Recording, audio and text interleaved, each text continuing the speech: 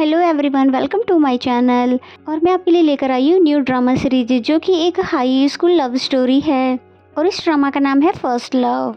इसमें हमारी female lead Jeong जो कि बहुत ही क्यूट, फनी और सिली सी गर्ल होती है, जबकि हमारे मेन लीड रेंचो को स्कूल का सबसे हैंडसम लड़का माना जाता है। और इतना ही नहीं, वो हर साल स्कूल में टॉप भी करता था। लेकिन उसके साथ एक प्रॉब्लम थी, उसे किसी से बात करना नहीं आता था, मिलना जुलना नहीं आता था और सबसे बड़ी बात तो ये है, उसे हंसना तो बिल्कुल भी नहीं आता था। फिर बिना किसी देरी के शुरू करते इस ड्रामा का हिंदी एक्सप्लेनेशन। तो एपिसोड के स्टार्टिंग में हमें अपनी फीमेल लीड जियोंग को दिखाया जाता है जो कि एक पेशेंट के सामने खड़ी होकर पूछ रही थी कि किस टूल्स का अप्लाई इस पेशेंट पे किया जाए, और उसके सामने सिर्फ 4 ही ऑप्शन थे, जिसकी वजह से वो कंफ्यूज हो रही थी। और फिर सीन तभी शिफ्ट होता है प्रेजेंट में, और जहाँ पर उसे टीचर डांट रही होती है कि तुम भला बम्बलिंग क्यों कर रही हो, सभी स्टूडेंट तुम्हारी वजह से परेशान हो रहे हैं। तुम एक मेडिकल की स्टूडेंट थी और शायद उसको इसमें बिल्कुल भी इंटरेस्ट नहीं था, इसीलिए उसके ग्रेड हमेशा ही लो आते थे। फिर वो नेक्स्ट क्वेश्चन पे जाती है और फिर से सोचने लग जाती है कि भला मैं इसको डील करने के लिए कौन से ऑप्शन पे जाऊँ। वो ये भी इमेजिन ही कर रही थी कि तभी उसे पता चलता है टाइम अप हो गया है। तो टीचर सभी से उनके शीट कलेक्ट करने वाली थी। फिर होना क्या था,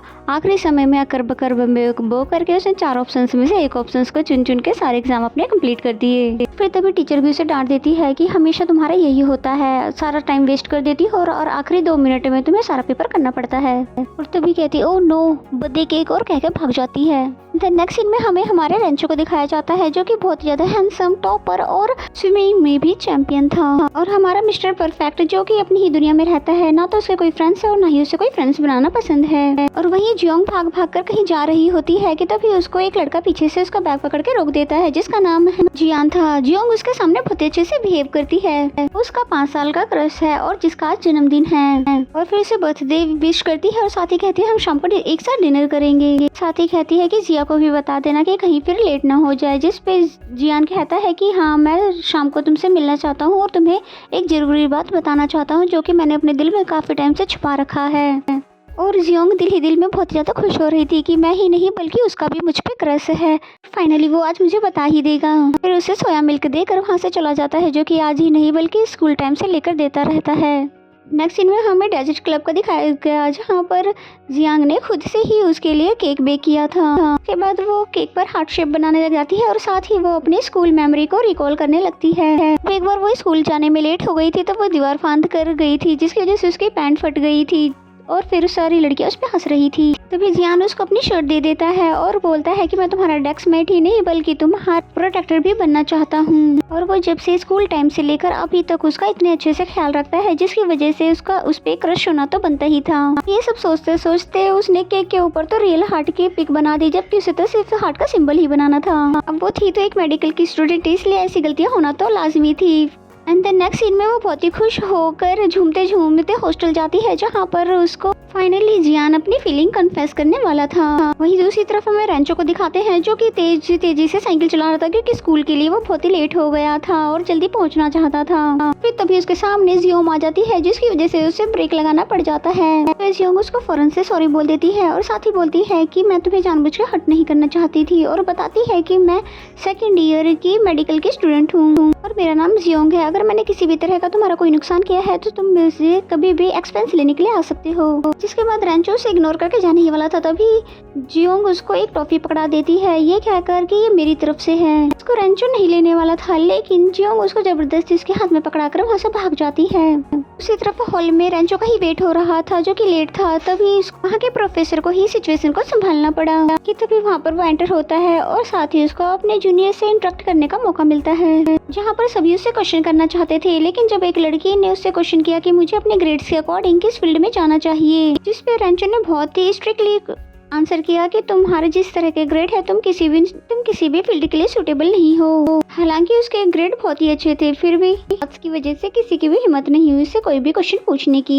लेक्चर खत्म होने के बाद भी वो लड़की उससे कुछ रूड सा बिहेव करती है, जिस पर रेंचो बोलता है कि मुझे ऐसा क्यों लग रहा है कि जैसे ये सब लोग मुझसे डरे हुए हैं। जिस पेलर उसे बोलता है कि मैं तुम्हें पिछले 4 सालों से जानता हूँ, लेकिन तुमने अभी तक मुझे वीचैट पर ऐड नहीं किया है। फिर ये क्वेश्चन तुम मुझसे क्यों पूछ रहे हो? एंड देन नेक्स्ट सीन में हमें जियोंग को दिखाते हैं जो कि खुशी खुशी अपने रूममेट साहू को बताती है शाम को जियान मुझे प्रपोज करने वाला है। और फिर मजे मजे से अपने लिए ड्रेस सेलेक्ट करने लगती है और शाहू भी उसके लिए बहुत ही ज्यादा खुश थी। लेकिन वो बोलती है कि रात में डिनर में तुम जिया को बिल्कुल भी मत लेके जाना, माना वो तुम्हारी फ्रेंड है, इसका ये मतलब नहीं कि तुम बॉयफ्रेंड भी शेयर करोगी। और अगर जिया ने तुम्हें इस बार प्रपोज नहीं किया और शर्माता रहा तो इस बार तुम ही उसको प्रपोज कर देना और इस मौका को तुम हाथ से जाने मत देना। जिस पे जियोंग कहती है कि मैं इतनी भी बेशर्म नहीं हूँ कि मैं उस पहले ही अपनी फीलिंग ही उसको बता दूँ।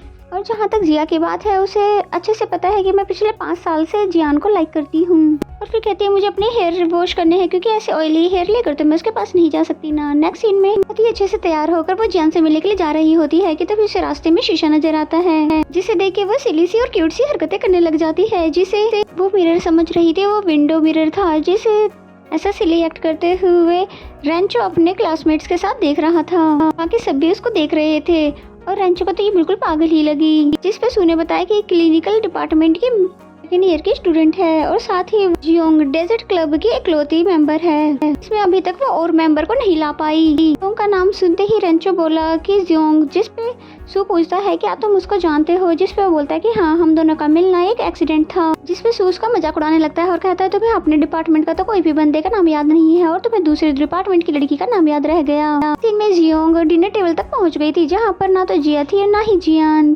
तभी जियान आता है उसके सामने ड्रंक हालत में, जिससे उसे लगता है कि वो शायद मुझे बताने से शर्मा रहा था, इसीलिए वो पीकर आया है कि वो अपनी फीलिंग बता सके। फिर जियान कहता है कि पता है कितना ज्यादा मुश्किल होता है जब हम किसी के लिए फीलिंग रखते हो, और अब मैं तुमसे कुछ भी नहीं छुपाना चाहता बल्कि सब कुछ बता देना चाहता हूँ। जिस पे जियोंग बोलती है कि हाँ हाँ, तुम ब्रेव बन के मुझे सब कुछ बता दो। जियान ने बताया कि जिया ही वो लड़की है जिसे मैं पसंद करता हूँ और वो फीलिंग जो मुझे उसके लिए आई वो किसी भी लड़की के लिए कभी नहीं आई, और वो मुझसे नाराज होकर चली गई क्योंकि वो नहीं चाहती थी कि ये बात मैं तुम्हें बताऊं, और ये बातें मैं अपनी बेस्ट फ्रेंड से नहीं छुपा सकता था। और ये बातें तो जियोंग पर बिजलियां बन के गिरती है क्योंकि उसकी बेस्ट फ्रेंड ने ही उसे धोखा दिया और पिछले 2 सालों से वो डेटिंग कर रहे थे। जबकि जिया को तो ये बात अच्छे से पता था कि जियोंग स्कूल टाइम से ही जियान को लाइक करती है। पहले ही उसे बहुत ही ज्यादा हर्ट हुआ था, फिर भी वो कहती है कि जिया बहुत ही अच्छी लड़की है, तुम उससे एक बार प्यार से तो बात करके देखो, जरूर मान जाएगी और वापस आ जाएगी। जिसके बाद जियान उस जिया को कॉल लगाकर बात करने के लिए बाहर चला जाता है और यहाँ पर हमारे जियोंग का रोना बंद ही नहीं होता। साथ ही वो मेमोरीज को याद करती है जब उसने पहली बार जिया से जियान को मिलाया था, और साथ ही वो जिया को ये भी बता देती है कि मैं सीक्रेटली 5 साल से इसे लाइक करती हूँ, और उसने तो कभी सोचा भी नहीं था कि उसकी बेस्ट फ्रेंड उसे इस तरह से धोखा देगी। और जियान भी उसको अकेला छोड़कर यहाँ पर जिया के पास चला गया और फिर खुद ही केक निकाल कर खाने लग जाती है और दिल खोलकर रोती भी रहती है। और भला वो रोती भी क्यों नहीं, आखिर वो जिस इंसान को 5 साल से प्यार करती थी वो किसी और का जो हो गया है। और फिर ड्रंक होकर वहीं पर सो जाती है कि थोड़ी देर बाद ही वहाँ पर स्याओ आती है उसे लेने के लिए।